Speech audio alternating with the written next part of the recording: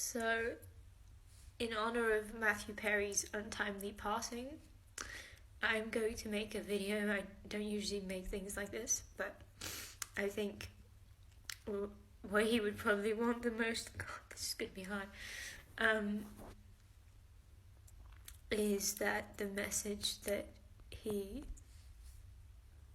shared with us so kindly and generously with his book that helped so many people, I'm sure. So I thought I'd be a little drop in the ocean and do something. Oh, God, I can't. Okay, I'm just going to talk through the tears. So I wanted to talk about why I've never drunken alcohol. And it ties into him indirectly or directly. When I was 12, I think, people started offering me alcohol. And I remember there were two main parts to my decision of not drinking. And mind you, I'm from countries that are notorious for their drinking habits. So needless to say, that was not something that anybody around me was doing with me, like not drinking. I was always the only one. But so there were two parts to my reasoning. One part was that everybody knows alcohol isn't good for you. I think that's something we all know, and something that it's a very general statement, but it's one of those things, you know something isn't good for you. So I thought, well, if I know that it's not good for me, then why would I start? So that was part one to the equation. That's the simple part to the equation. The second part to the equation is, I remember distinctly, and I'm very grateful for this, we did like a field trip with school, and we went to some sort of centre, and they talked to us about drugs and alcohol and all sorts of things. And they talked a lot about drug addiction, alcoholism and marijuana and all sorts of things. And I remember walking home from that and thinking about what they had said, and that alcoholism is so incredibly common, and I learned so many things. And I realized, I don't know how susceptible I would be to addiction, and you don't really know that until it's too late, or until there's no going back. And because there's a major, I don't know if it's scientifically speaking a genetic component, but there's some people are just a lot more susceptible to addiction than other people, and you never know if that's going to be you or not.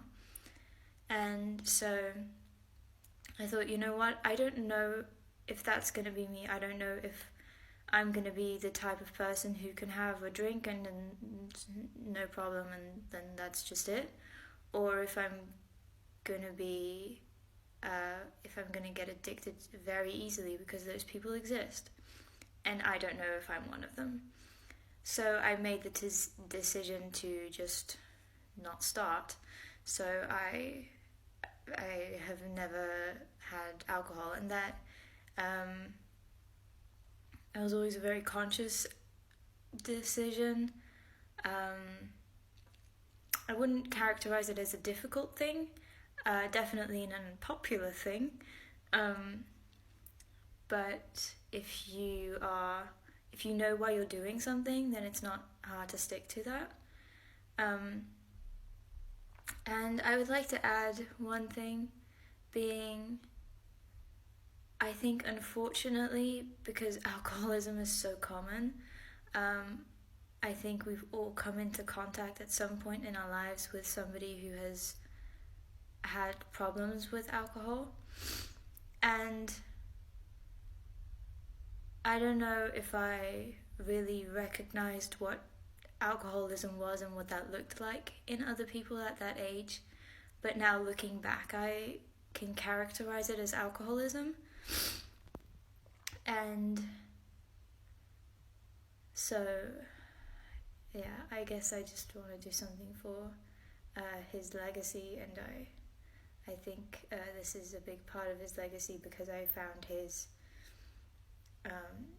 how he talked so openly, which is so rare for somebody who's can't think of anybody else who has been so open in talking about his struggles with addiction and so candid, and because he wanted to help.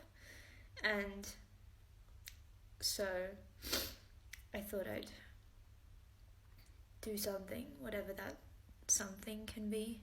So I hope this makes somebody think, I guess. And I just know that he helped so many people.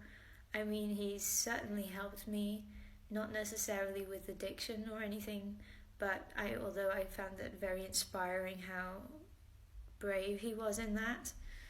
But I've seen so many comments on the internet of people thanking him so wholeheartedly for talking about that, and that they felt so seen by that, and that it helped them in some way. But of course, by all of his incredible role that he's played, he's brought so much genuine joy to people, and that is something that shouldn't be underestimated, and which is what I'm truly recognizing right now. So it feels strange to say thank you, I guess, but I'm gonna start crying again.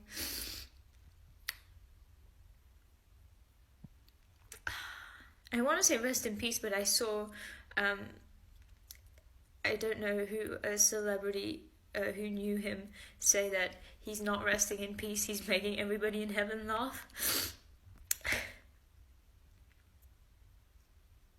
So I like that thought.